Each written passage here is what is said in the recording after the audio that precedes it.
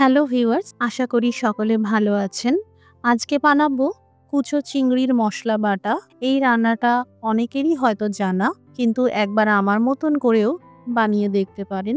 খুব সুন্দর খেতে হয়। নমস্কার, আমি মৌ। আপনারা দেখছেন মৌয়ের সাথে রান্নাবান্না। রেসিপিটি ভালো লাগলে লাইক দিয়ে শেয়ার করে দেবেন। প্রতিদিন আরও নতুন নতুন রেসিপির জন্য আমার চ্যানেলটি সাবস্ক্রাইব করে রাখুন। এখানে নিয়েছি 250 গ্রাম মতন কুচো চিংড়ি।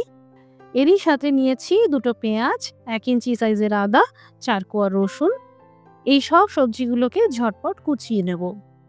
এই মশলা বাটা রান্নায় এইভাবে কুচিয়ে নিলেই ভালো। আদা রসুনের পেস্ট ব্যবহার না করে আদা রসুন কুচি দেবেন, খেতে ভালো লাগবে। তবে কুচানোর সময় না থাকলে নোড়া দিয়ে সামান্য থেতো করে নিতে পারেন। পেঁয়াজ দুটোকেও এইভাবেই কুচিয়ে নেব।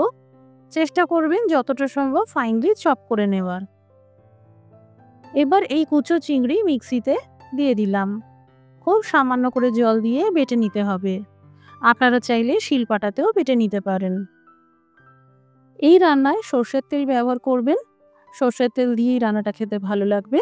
3 চামচ মতন সর্ষের তেল গরম করে নিয়ে ফোড়নে ভেজে নিলাম 1 চামচ কালো জিরে, 1টা শুকনো লঙ্কা। ফোড়ন ভাজার পরেই এই কুচানো রসুন ভেজে নিতে হবে। এতে রান্নার ফ্লেভারটা ভালো আসবে। রসুন অনেকটা ভাজা ভাজা হয়ে গেলে আস্তে আস্তে দিয়ে দিতে হবে কুচানো আদা আর কুচানো পেঁয়াজ। জোর আঁচ করে 2-3 মিনিট ভেজে নিতে হবে। সুন্দর কালারের জন্য দিয়ে দিলাম 1 চামচ কাশ্মীরি লঙ্কার গুঁড়ো, আধা চা চামচ ঝাল লঙ্কার গুঁড়ো, আধা চা চামচ হলুদ গুঁড়ো।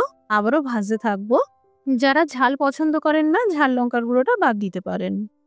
এবার দিয়ে দিলাম কুচো চিংড়ির এই বাটা, সেই সাথে কিছু পরিমাণ কুচানো ধনেপাতা, স্বাদ মতন লবণ দিয়ে দিলাম।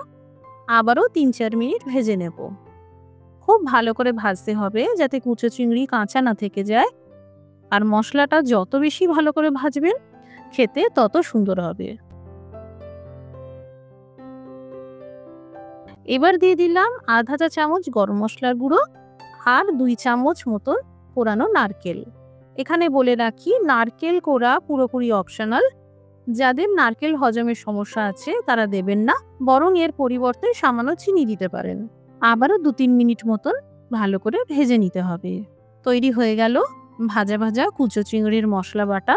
এত সুন্দর খেতে হয় যে 1 থালা ভাত নিমেষে শেষ হয়ে যাবে। এইভাবে এখনো বানিয়ে না থাকলে একবার আমার মতন করে বানিয়ে দেখবেন। বাড়িতে বানালে কমেন্ট করে জানাতে পারেন কেমন তৈরি হলো। রেসিপিটি দেখার জন্য অসংখ্য ধন্যবাদ। সবাই ভালো থাকুন, সুস্থ থাকুন।